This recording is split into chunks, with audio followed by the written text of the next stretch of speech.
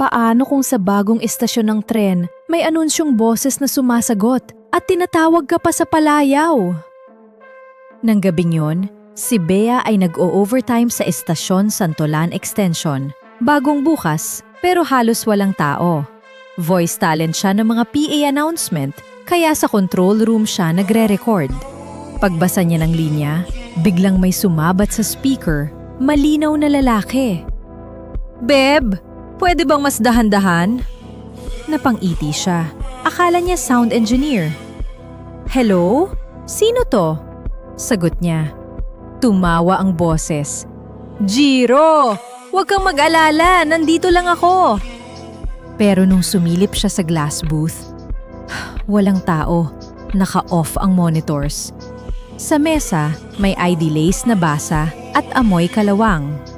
At doon nagsimula ang kakaibang kilig niya kahit nanlalamig ang batok.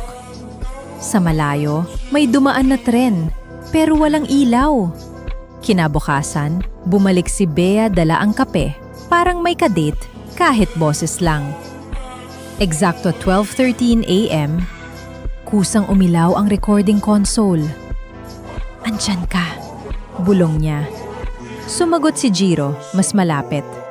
"Oo, salamat. Ang tagal kong may kausap." Habang nagre-record siya, napansin niyang bawat salitang binibigkas niya ay may kasunod na mahinang tunog ng preno, parang may tren sa loob ng pader.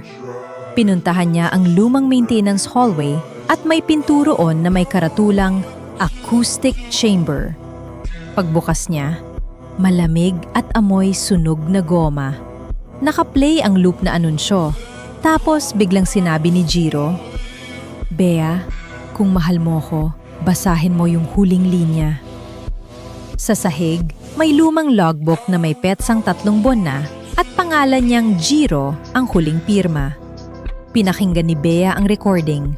Boses niya mismo nanginginig. Kapag binasa mo ang huling linya, may lalaya, pero may maiiwan. Napatigil siya.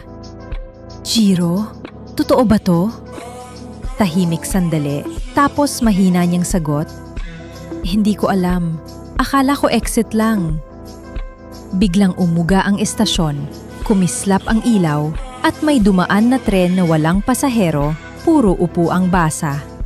Amoy dagat ang hangin. "Bea, wag na," pakiusap ni Jiro.